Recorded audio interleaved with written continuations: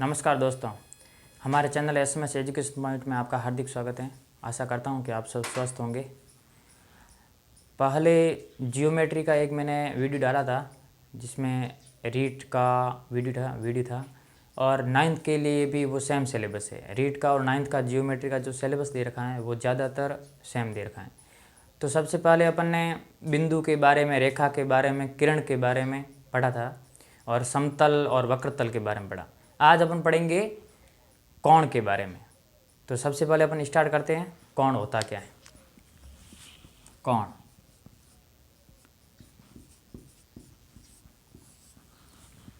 किरण के बारे में पढ़ा था। जब दो किरणें एक ही बिंदु से निकल रही हो, अर्थात उनका प्रारंभिक बिंदु क्या हो, एक। जैसे बात करें, ये कोई एक किरण ऐसे निकल रही है, इसी बिंदु से दूसरी किरण निकल रही है, तो ये जो आकृति बनती है ये क्या कहलाती है, कोण कहलाती है। ऐसी दो किरणें जिनका प्रारंभिक बिंदु एक हो, इससे बनी ज्यामितीय आकृति कोण कहलाती है। इसे लिख लो। जब दो किरणों का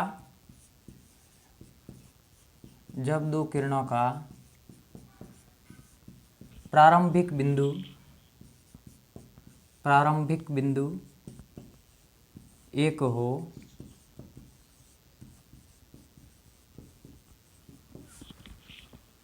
उससे बनी ज्यामितीय आकृति,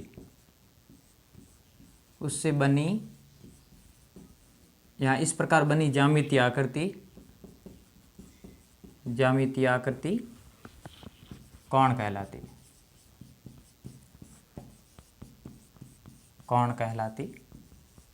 है।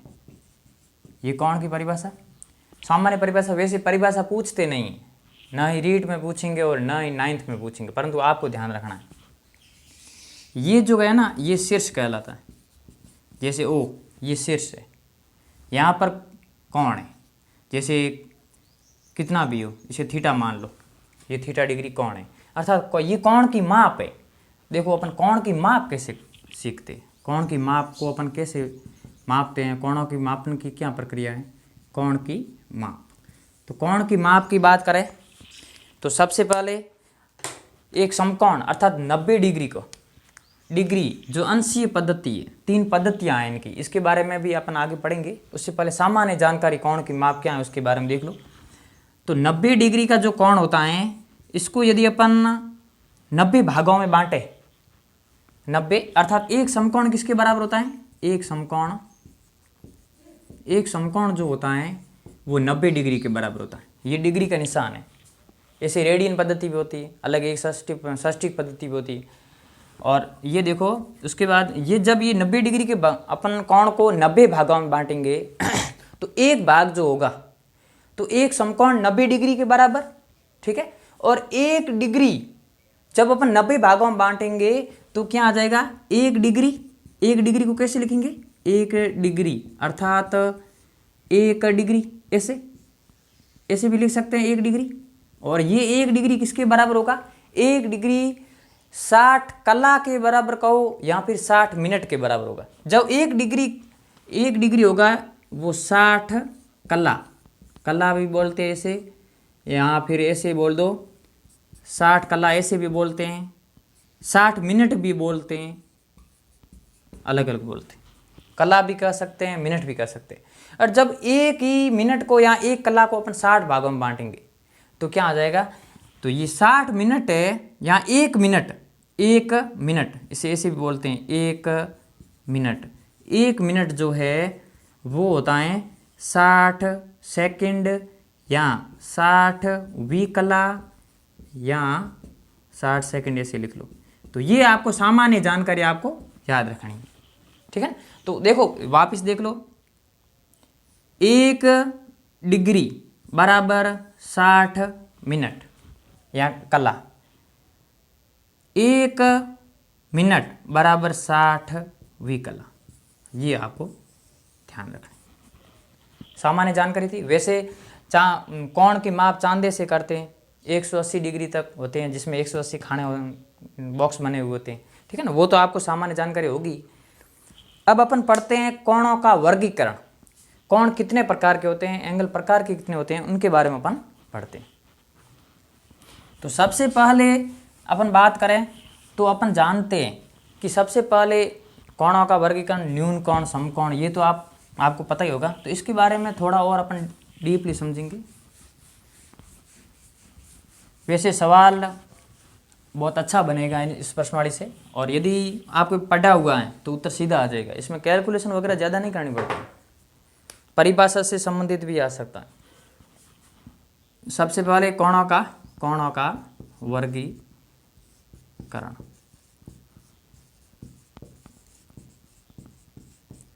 और रीट में कोण से संबंधित सवाल जरूर पूछा जाएगा। 9th वालों के तो ये पूरा चैप्टर दे रखा है।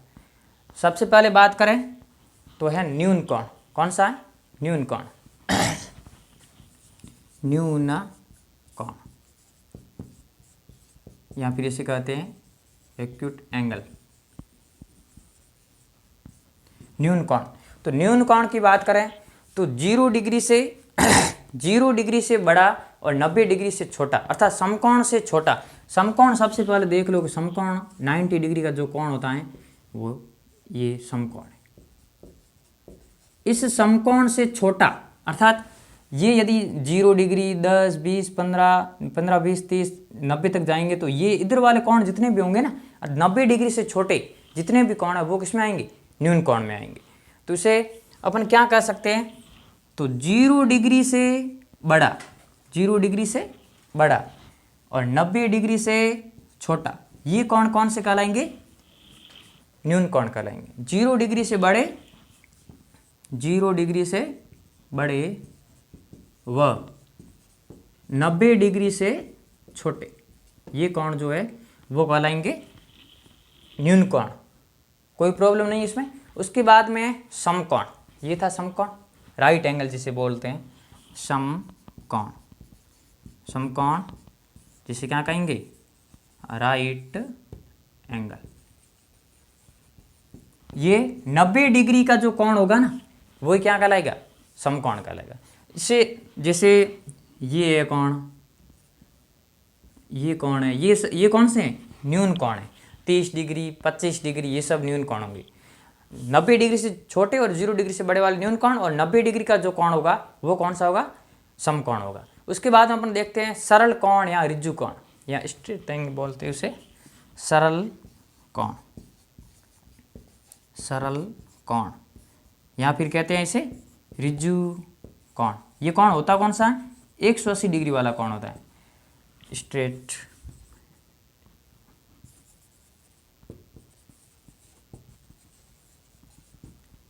ये जो है कोण वो, इसका मान कितना होता है? 180 डिग्री का कोण, जो सीधी रेखा होगी ना, ऐसे होती है ना, 180 डिग्री। तो ये कोण कौन सा कहलाएगा? सरल कोण या ऋजु कोण कहलाएगा। ये कोण का कितना, कौन सा प्रकार है? चौथा प्रकार है। तो ऐसे आप ध्यान रखोगे। एक होता है वृत्त कोण, जिसे कहते हैं रिफ्लेक्स एंगल।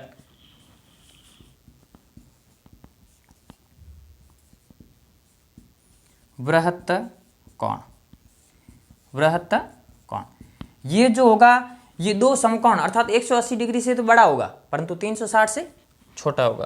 तो ये होता है वृत्त कोण या रिफ्लेक्स एंगल।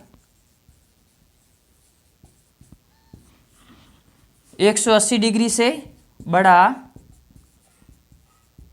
परंतु 360 से छोटा, 360 से छोटा। तो ये कौन सा कहलाएगा? अर्थात मैं कह सकता हूं कि ये 180 डिग्री का था, इससे थोड़ा सा बड़ा बनाना है तो अपन इस तरह से मापे तो ये बाहर की साइड वाला, अब ये कितना होगा? जैसे मानो ये 200 डिग्री का है तो ये कैसा एंगल है? वृत्त कोण है, रिफ्लेक्स एंगल है। आपको समझ में आ रहा होगा। उसके बाद में अपन कुछ कोणों के, दो कोणों के जोड़ों के भी अलग से नाम दे रखे हैं, जैसे आसन कोण है। तो अपन आसन कोण के बारे में पढ़ते हैं। आसन कोण जो होता है वो एडजस्ट आसन कोण, ये मिटा देते हैं।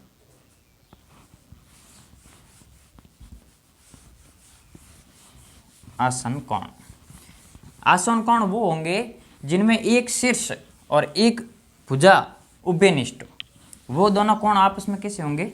आसन कोण होंगे। वो जोड़ा आसन कोण कहलाएगा।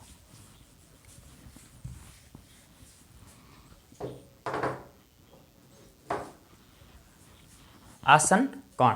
ऐसे दो कोण जिनका शीर्ष तथा एक भुजा उभयनिष्ठ हो, वह जो उभयनिष्ठ भुजा है और जो दोनों कोण होंगे वो उभयनिष्ठ भुजा के विपरीत और होंगे।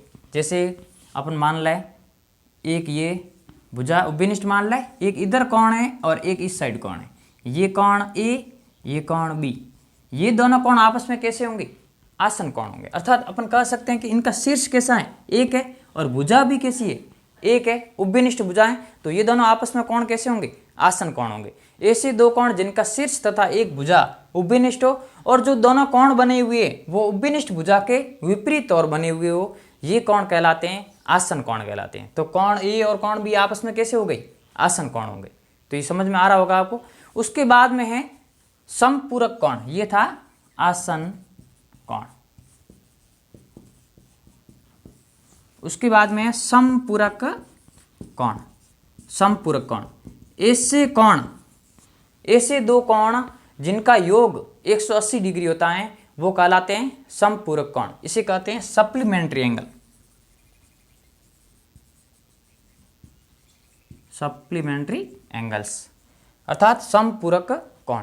ऐसे दो कोण जिनका योग 180 डिग्री होता है, अर्थात एक कोण है 90 डिग्री और दूसरा कोण है 90 डिग्री, तो ये दोनों आपस में कोण कैसे होंगे? समपूरक कोण होंगे। अर्थात इन दोनों कोणों का योग कितना होगा? 180 डिग्री होगा।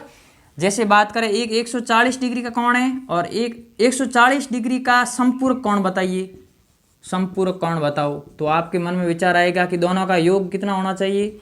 180। तो एक 140 है तो दूसरा कितना हो जाएगा? 180 में से 140 घटाएंगे तो कितना आ जाएगा? 40 डिग्री। तो 140 का समपूरक कोण कितना हो जाएगा? 40 डिग्री।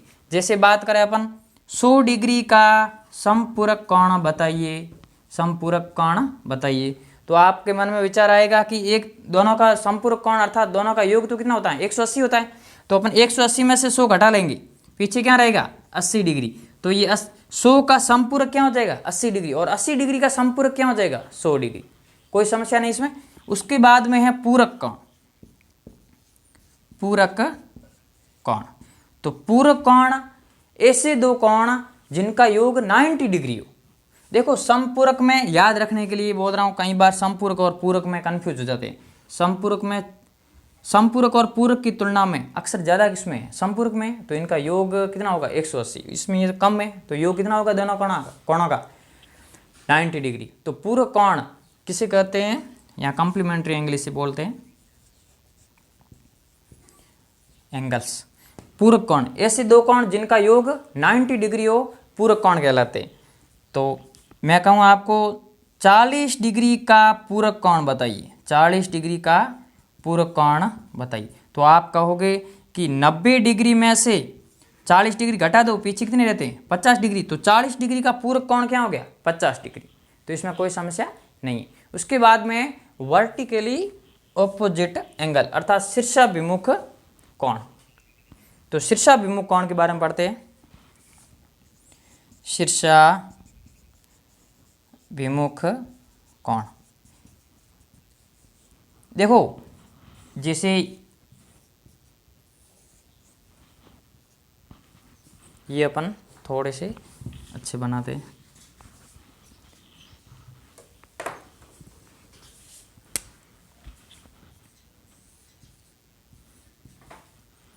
जब दो प्रतिच्छेदी रेखाएं होती है, प्रतिच्छेदी रेखाओं के आमने सामने बनने वाले कोण ये क्या कहलाएंगे? शीर्षाभिमुख कहलाएंगे। जैसे एक ये शीर्ष है, इस शीर्ष से एक इस साइड मानो बन रहा है x, इस साइड बन रहा है ये y, तो ये x और y आपस में कैसे हैं? शीर्षाभिमुख कोण है। जैसे ये है m और ये है n, तो ये m और n कैसे हैं? शीर्षाभिमुख कोण है। तो x का शीर्षाभिमुख कोण कौन सा हो गया? y। x का शीर्षाभिमुख कोण कौन सा हो गया? y। और m का शीर्षाभिमुख कोण कौन सा हो गया? n। तो इसमें आपको कोई समस्या नहीं होगी। और शीर्षाभिमुख कोण सदैव आपस में कैसे होते हैं? समान होते हैं। तो अपन एक ये तो थी कोणों के बारे में सामान्य जानकारी जो हर समय आपको याद रखनी है, हर समय आपको याद रखनी है। तो एक और बात सीख लेते हैं, इसके साथ साथ आपको ध्यान रखना है, कई बार सवाल पूछे जाते हैं, इनसे ही सवाल निकलता है। ध्यान रखना मोस्ट इम्पोर्टेंट कि एक बिंदु हो, कोई भी एक बिंदु है, इसके चारों ओर जितने भी कोण बना ले अपन,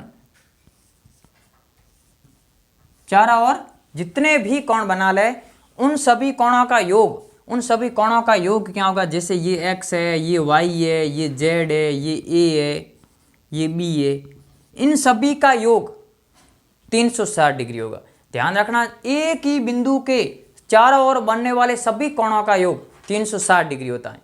तो ये आपको ध्यान रखना, मोस्ट इंपोर्टेंट है। एक ही बिंदु के चारों ओर बनने वाले सभी कोणों का योग 360 डिग्री होता है। मैं जैसे बोल रहा हूं आप लिखते रहना। उसके बाद में अपन एक रेखिक युग्म होते हैं, कोणों के रेखिक युग्म, अर्थात एक ही रेखा के ऊपर दो कोण बनेंगे तो वो रेखिक युग्म हो जाएंगे, या फिर तीन भी बन सकते हैं, परंतु एक रेखा के ऊपर बनेंगे अर्थात वो रेखा कैसी होगी? सरल रेखा होगी। तो वैसे सरल रेखा के ऊपर बनने वाले सभी कोणों का योग क्या हो जाएगा? 180 हो जाएगा। ये बात भी आपको ध्यान रखनी है। जैसे दो आसन कोण है, जैसे ये, इसमें x और y ये दो कोण बन रहे हैं, तो ये दोनों आसन कोण है और दो आसन कोण, दोनों आसन कोणों का योग 180 है, 180 दिख रहा है। तो ये कैसे कोण? रेखिक कोण युग्म है, रेखिक कोण युग्म। इतनी बातें आपको ध्यान रखनी है, रेखिक कोण युग्म। तो अपन ने अभी तक क्या पढ़ा? सबसे पहले कोण के बारे में सामान्य जानकारी और कोणों का वर्ग, उसके बाद में कोण का माप कैसे किया जाता है। तो अपन ने एक समकोण बराबर 90 डिग्री होता है और 1 डिग्री बराबर 60 मिनट और 1 मिनट बराबर 60 सेकंड होता है, ये सामान्य जानकारी। उसके बाद में कोणों का वर्गीकरण पढ़ा। तो सबसे पहले अपन ने पढ़ा न्यून कोण। न्यून कोण किसे कहते हैं? जो 0 डिग्री से तो बड़ा हो परंतु 90 डिग्री से कैसा हो? छोटा हो। उसके बाद में पढ़ा समकोण। समकोण किसे? 90 डिग्री के कोण को। सरल कोण 180 डिग्री के कोण को। वृत्त कोण 180 डिग्री से बड़ा, 360 से छोटा। उसके बाद में आसन कोण, ऐसे दो कोण जिनका शीर्ष और एक भुजा उभयनिष्ठ हो और उभयनिष्ठ भुजा के दोनों तरफ बनने वाले कोण जो होंगे वो आसन कोण होंगे। उसके बाद में सप्लीमेंट्री एंगल के बारे में पढ़ा, संपूरक कोण, ऐसे दो कोण जिनका योग 180 डिग्री होता है। उसके बाद में अपन ने कॉम्प्लीमेंट्री एंगल अर्थात पूरक कोण के बारे में पढ़ा। पूरक कोण किसे कहते हैं? ऐसे दो कोण जिनका योग 90 डिग्री होता है, पूरक कोण कहलाता है। शीर्षाभिमुख कोण के बारे में पढ़ा, जब प्रतिच्छेदी रेखाएं और सामने वाले आमने सामने वाले बनने वाले कोण शीर्षाभिमुख कोण कहलाएंगे। और उसके बाद में अपन एक ही बिंदु के चारों ओर बनने वाले सभी कोणों का योग 360 डिग्री होता है, ये पढ़ा। और बाद लास्ट में अपन ने पढ़ा कोणों के रेखिक युग्म, ऐसे दो आसन कोण जिनका योग 180 हो रहा है तो वो आपस में कैसे होंगे? रेखिक कोण युग्म होते अपन। धन्यवाद, आगे अपन कल पढ़ेंगे।